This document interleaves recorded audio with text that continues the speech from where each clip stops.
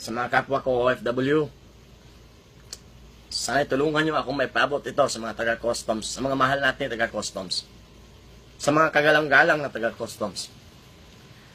Mga sir, may tanong lang po kami mga OFW sa inyo. Yan po bang pagbubukas ninyo ng mga balikbayan boxes na kunting bagay na pinapadala namin sa aming mga mahal sa buhay ay nakakatulong po ba upang malutas ang problema ng korupsyon na hinaharap ng inyong ahensya? Yan po ba ay nakakabawas o naiibsan po ba ang problema na hinaharap ng inyong mga taga-custom? Sir, ang mga laman po niyan, sir, mga tsokolate, kunting gamit, kadalasan nga, sir, mga pulot na bagay, sir, mga second hand, na pinupulot namin, dahil napapakinabangan pa, pinapadala namin sa aming pamilya. Dahil, kinatutuwa po nila yun, sir, Ganun po kababaw ang kaligayahan namin, sir. Tapos ngayon, haharangin nyo. Bakit? Dahil may illegal? Sir, kahit ganito lang po kami mga OFW, sir, hindi kami ganun kahangal. Hindi kami ganun kabobo, kagago, kagaga na magpapadala ng mga ikakapahamak ng mga mahal namin sa buhay. Sa mga pamilya namin. Ang nilalaman po niyan, sir, kasama na po doon yung paghihirap at kaligayahan namin mga OFW na makapagpadala man lang o makapagpaabot ng mga bagay na ikatutuwa nila. Ano yan, sir?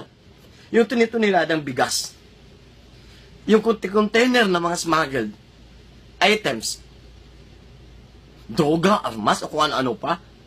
Nakakalusot. Oo, may nakaharang. Nakikita sa media, binabalita. Paano yung hindi binabalita, sir? Paano yung nakakalusot na hindi nakikita na tao? Dahil alam namin, sir, yung mga nahuhuli sa ahensya ninyo na umabot sa media, just for the sake of reporting yun, sir. Pero ang totoo yun, sir, kumakapal ang bulsa nyo, sir. Kung i-deny nyo man po yan, sir,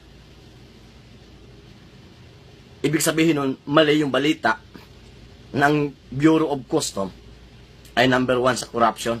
So, mali ang balitang yon. Pero ibang side na yun, sir, Ang point ko lang dito, bakit hindi nyo mabigyan na kahit konting respeto, sir? Laman nyo na paghihirap namin,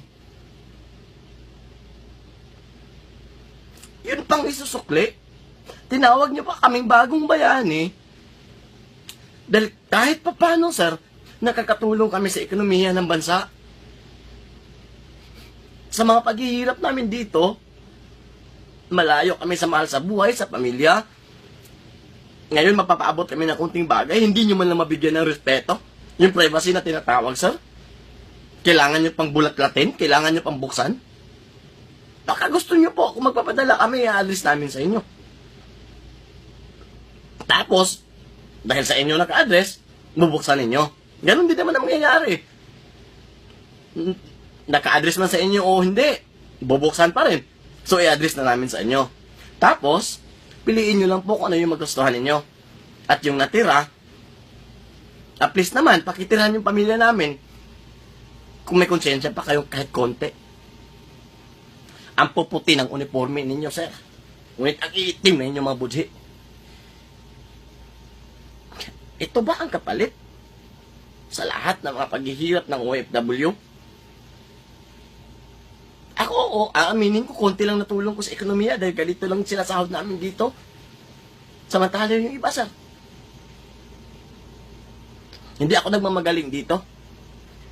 Hindi ako nagpapasikat, sir. Pinapaabot ko lang po ang sentimento ng mga OFW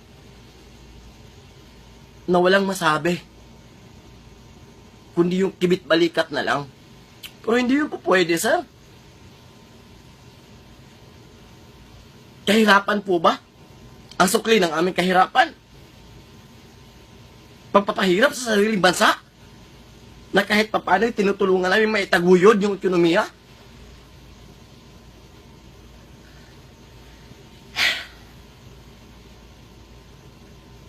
Sana man lang, sir. Inisip nyo muna kung karapat-dapat po ba ang batas na yan para sa aming mga OFW. Kung hindi man po, sana man lang hindi na kayo ang naging number 1 corrupt sa ahensya ng gobyerno nang sa gayon ay hindi kami magreklamo ng ganito. Yun lang yung point namin, sir. Naghihirap na nga kami dito. Ultimo sa mga padala namin. Pahirapan niyo pa?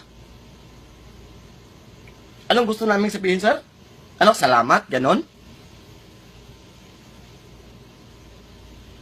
Dapat nga kami binibigyan ng pansin eh. Dapat nga kami inaalagaan eh. Dapat nga kami exempted na dyan sa mga taxi.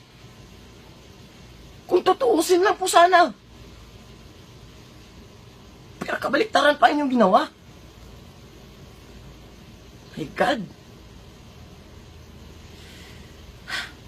Maraming salamat na lang, sir. Kung magkakaisa man ang lahat ng OFW na hindi na magpapadala, sir, sarap ng buhay niyo. Nakasweldo na kayo, walang trabaho. Maraming salamat po sa dagdag pahirap ninyo, sir. Maraming salamat.